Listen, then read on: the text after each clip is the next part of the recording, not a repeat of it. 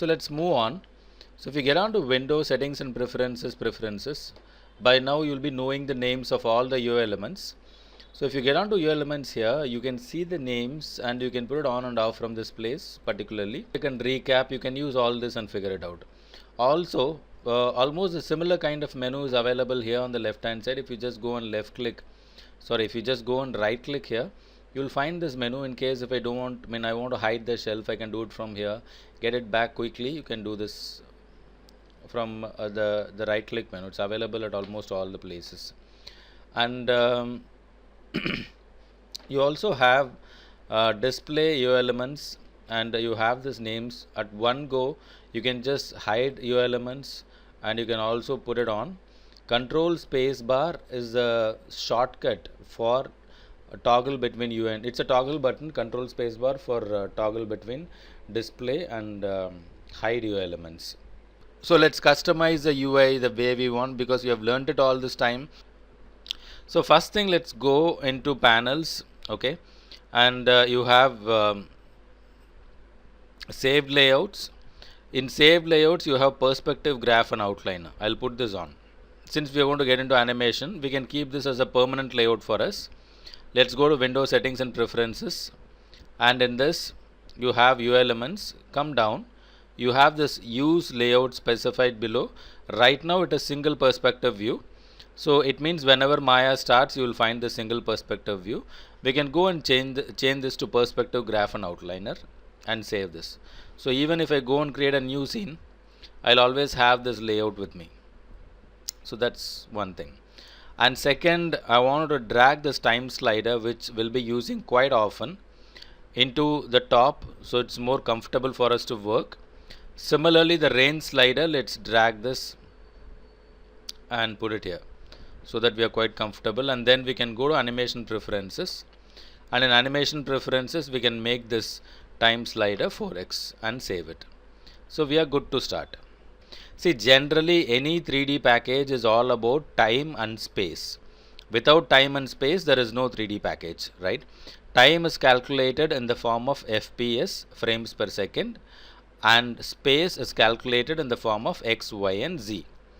Now any 3D package, time and space. Animation, it depends upon timing and spacing. So let's discuss about the animation tools, and then I'm going to uncover certain very easy ways.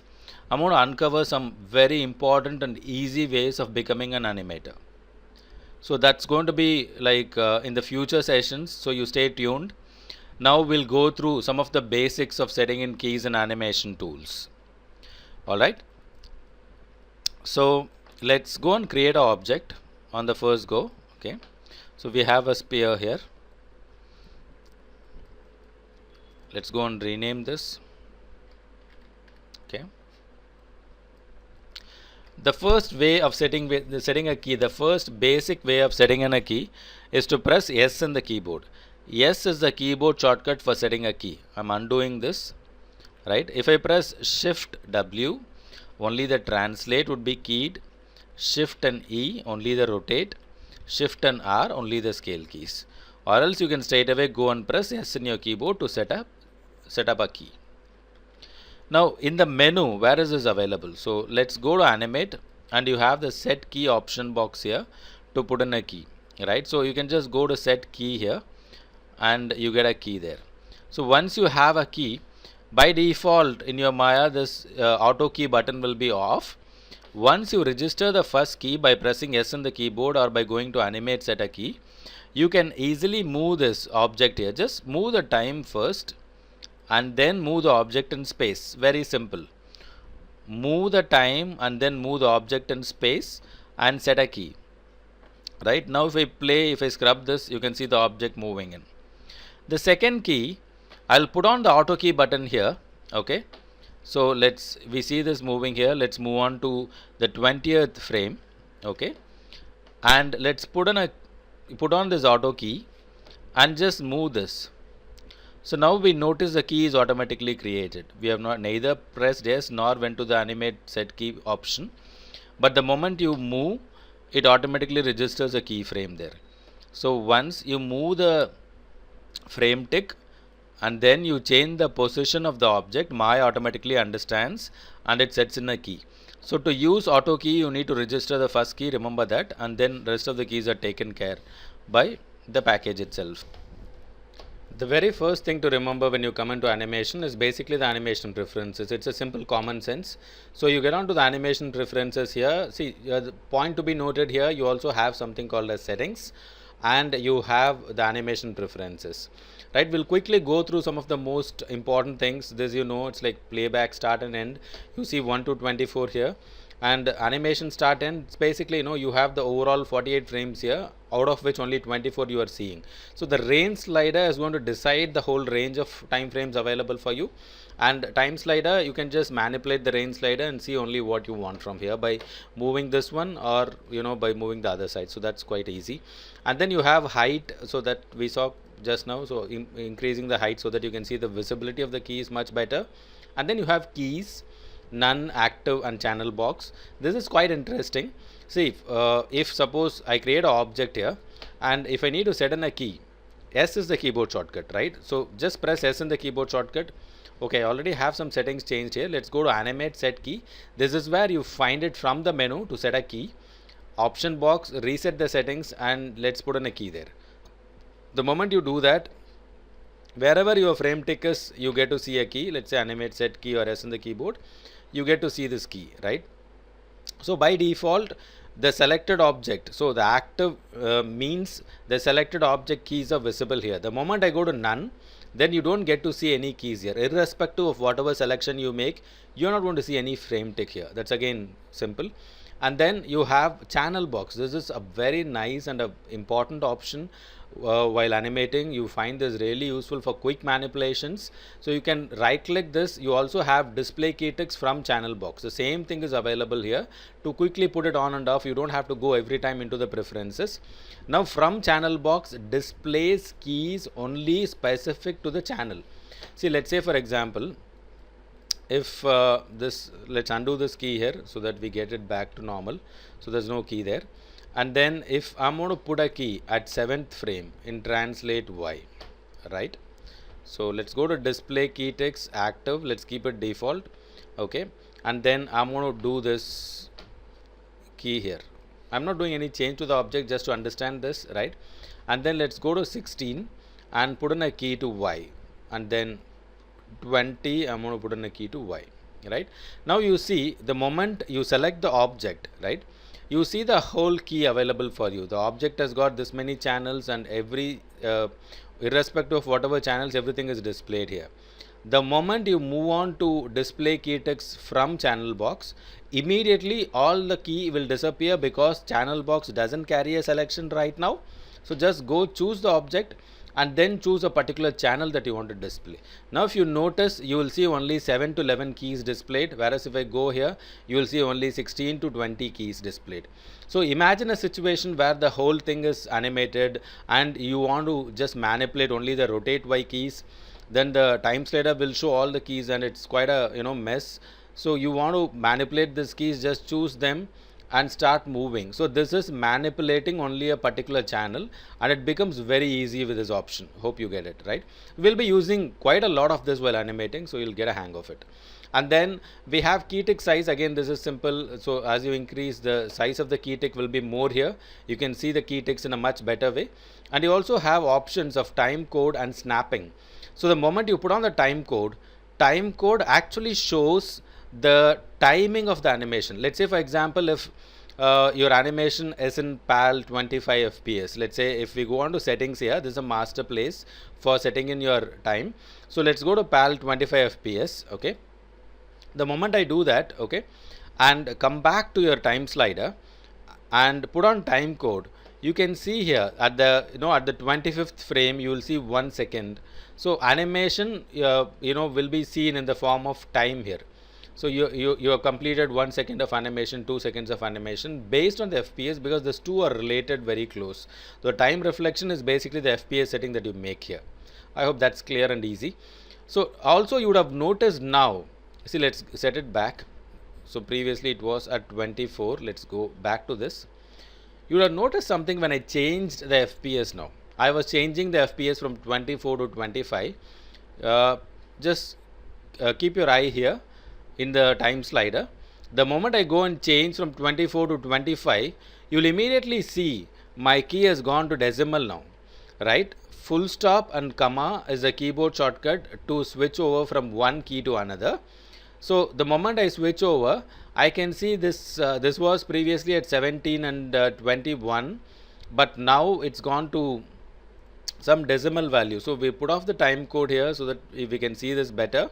So put off the time code, so it's gone to 16.67 and it's gone to 20.83 the moment I changed the time. So one of the most important thing you want to keep in mind while starting animation is to keep a check of the FPS, because every project demands, see, it is basically the medium that demands FPS. It's as simple as that.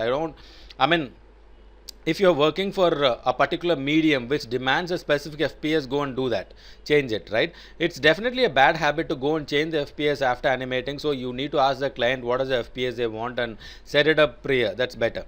Now there are few situations where you started animating at 24 and then you are changing to 25. In such situations, right, you can always go and change this, definitely.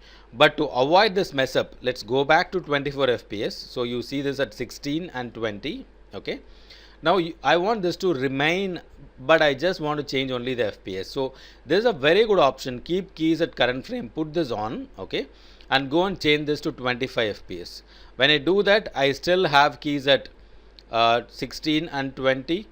There are no decimals that I see, just because I put this on and then change the FPS. Hope this is clear. So let's move back to time slider here.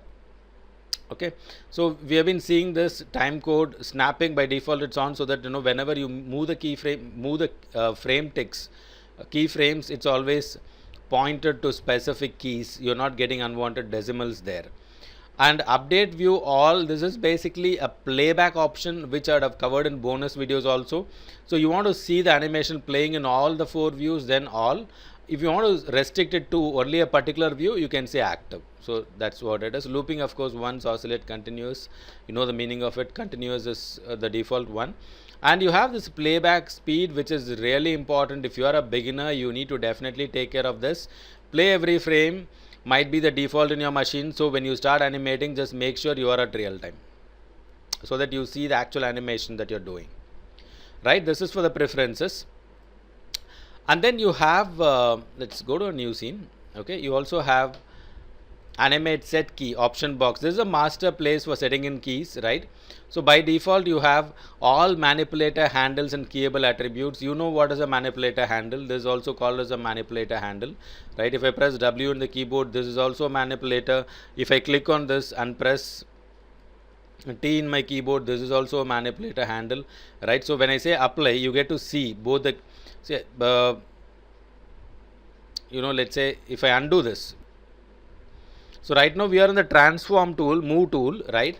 And we have reset the settings. By default we have all manipulator handles and keyable attributes.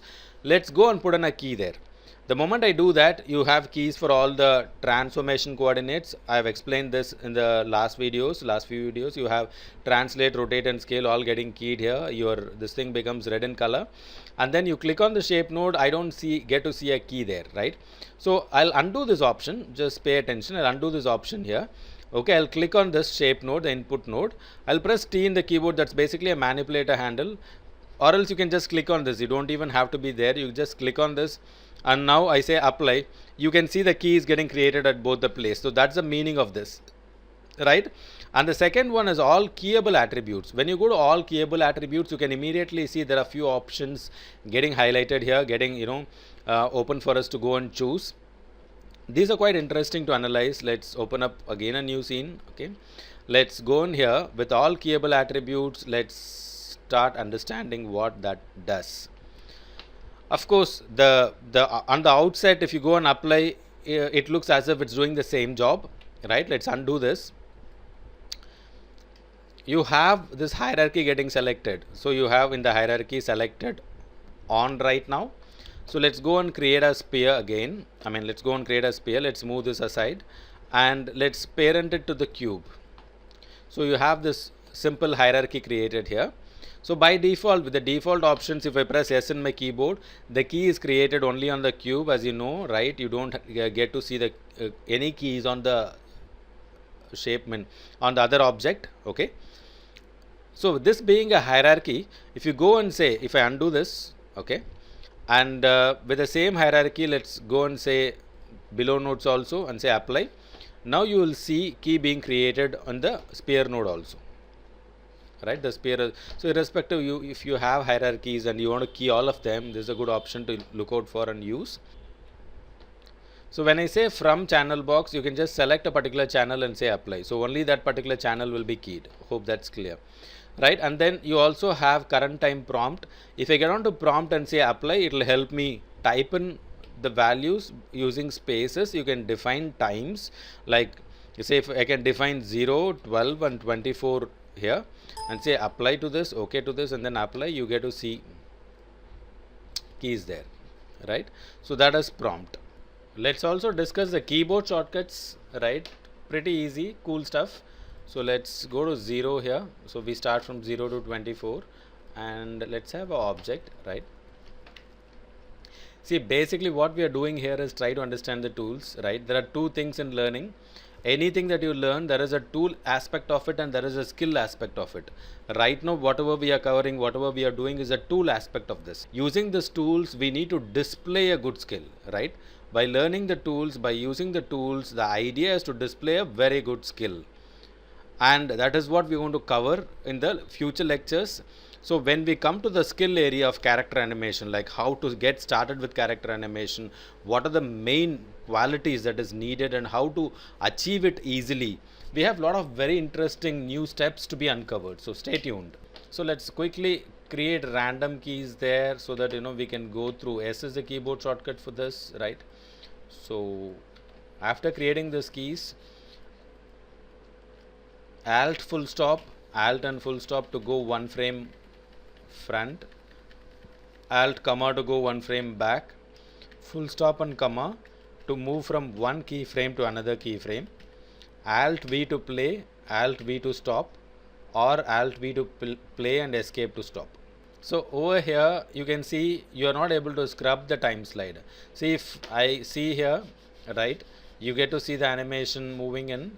Basically it's actually time and space. We are playing around with time and space here, okay? And generally graph editor, window animation editors and graph editor, we are going to talk about this in detail in the next lecture. So graph editor is basically a reflection of the animation in the form of a curve, right? And it defines the relation between time and space. You can even say time and value. This is a graph editor that you see. Animation is represented in the form of graph and it's going to define a relation between the frames, that's basically the time, and the value, space, that is a value. So let's scrub here. You can see the time animation changing here, but in the graph editor you're not able to scrub here, right? So it's not happening. Just hold K in the keyboard, right? By holding K you can scrub easily here. Also, if you want to delete keys, you can go to edit, select the object, go to edit, delete by type, channels will get rid of all the keys for in the object, right? You can get rid of all the keys. Also, you want to remove any specific channels, you can choose them, right click and say delete selected. So there's a big difference between delete selected and break connections. If I go delete selected here, and if I also do break connections, let's say if I go on to break connections, it looks as if it's the same, but it's not. Let's see this little detail. So I have another cube here, and let's take up a cylinder, keep it here. Let's select the cube and the cylinder, go to constraint and say point constraint, or let's say maybe we'll just put this maintain offset on and say apply to this, okay? So you have this connection here, there is a constraint that's active here, right? So let's select this one and also let's put in a key.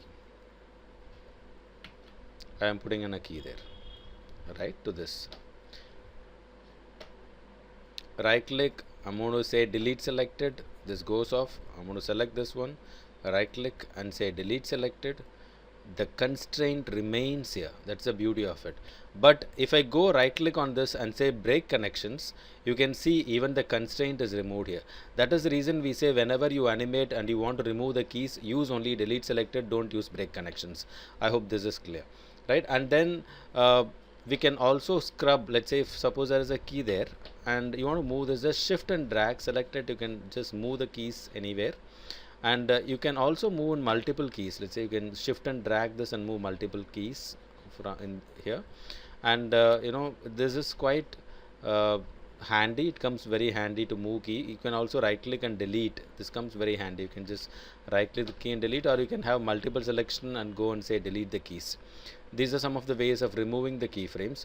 Or you can also choose from the graph and say just delete. So that's also a way of removing the keys. And you also have something called as channels and static channels. Let's see what that is. So let's create an object, okay, and I'm going to animate it in the y-axis. So I'm going to set in a key there. I'm just pressing S in my keyboard, so you get to see all the channels keyed. Then I move on to maybe the 10th frame and move this up, and again press S in my keyboard.